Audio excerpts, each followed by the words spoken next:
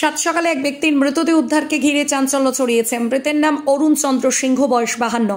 মৃতের ছেলে উত্তম সিংহের দাবি, কয়েকদিন ধরে পরিবারে বিবাদ চলছিল। এ কারণে তার মা মাথা ভাঙায় দিদির কাছে চলে যায় ও সে কাকুর বাড়িতে থাকতো। বাড়িতে তার স্ত্রী ও সন্তান ছিল। এদিন সকালে শোবার ঘরে মৃত অবস্থায় দেখতে পাওয়া যায়। বাবার মাথায় ও শরীরের আঘাতের চিহ্ন রয়েছে। তাকে কেউ খুন করেছেন। ঘটনাটি শীতলকুচি ব্লকের বড় কৈমারি পঞ্চায়েতের ডাকঘরা এলাকায়। ঘটনার খবর পেয়ে ঘটনাস্থলে পৌঁছায় শীতলকুচি থানার বিশাল পুলিশ বাহিনী।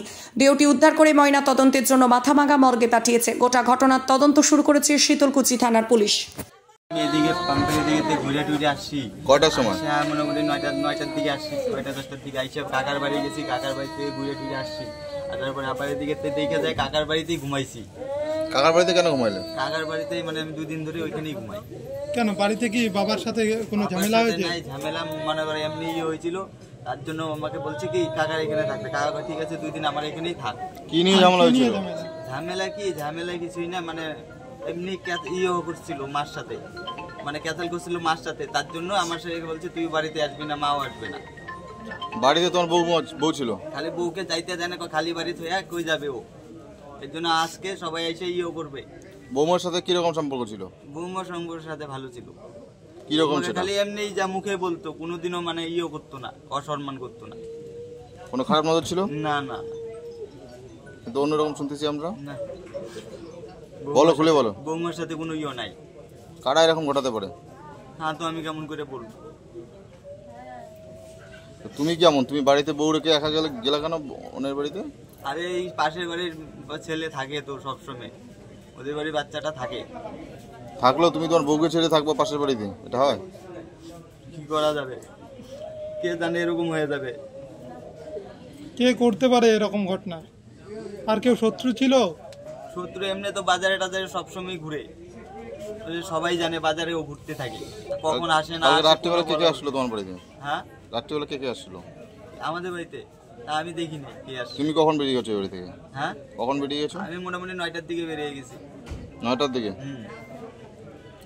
তখন কি অবস্থা ছিল? ও ওই সময় বাড়িতে আসছে নাই। তোমার বউ তো বললো 7:30টায় আসছে। 7:30টার দিকে আসছে। আইসে পরে আমি আবার আসছি, ওই সময় বাড়িতে ছিল না ও।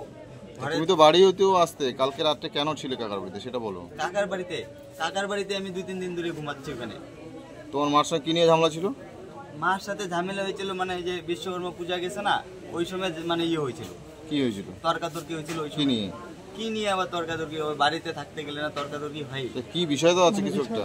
বিষয় হয়েছে এই যে খাবার টাওয়ার নিয়ে, আর কোনো ওর রাগ নাই। ওই খাবার নিয়েই ওর কি খাওয়া? ভাত টাত খাওয়ার জন্য নিয়ে মানে ক্যাচালটা হয়েছে, ভাত খাইতে বসে। আঙুল কিন্তু তোমার দিকে? হ্যাঁ, তোমার দিকে কিন্তু অভিযোগ। আমি তো বাড়িতেই থাকি। তোমার বিরুদ্ধে অভিযোগ এই ঘটনাটা, কি বলবে? আমি কি বলবো, আমি তো ছিলামই না। আমি তো কাকার বাড়িতে ঘুমাই, কাকাও ছিল। বউয়ের কোনো ব্যাপার ছিল? ভালো করে বল। না, বউয়ের কোনো ব্যাপার ছিল না। তাহলে একটা লোক এমনি খুন হয়ে গেল? বউ এখানে মানে উন্নত মানের পাঞ্জাব আলু বীজের বিশ্বস্ত প্রতিষ্ঠান দাস পটেটো। আপনি কি আলু চাষি? আপনি কি আলুর ভালো ফলন চান? তাহলে উন্নত মানের পাঞ্জাব আলুর বীজ কিনতে হলে আসতে হবে দাস পটেটো কোন। সেই বিশ্বস্ত আলুর দোকানটি রয়েছে ধূপগুড়ির সুপার মার্কেটে। দোকান মালিক সোহেল দাস। পশ্চিমবঙ্গ সরকারের লাইসেন্স প্রাপ্ত উন্নত মানের পাঞ্জাব আলু বীজের দোকান। এখানে উন্নত মানের সমস্ত রকম পাঞ্জাব আলুর বীজ পাওয়া যায়। যোগাযোগ নাম্বার 9064944025 অথবা 9907002979 অথবা 8967640014 এই নাম্বারে।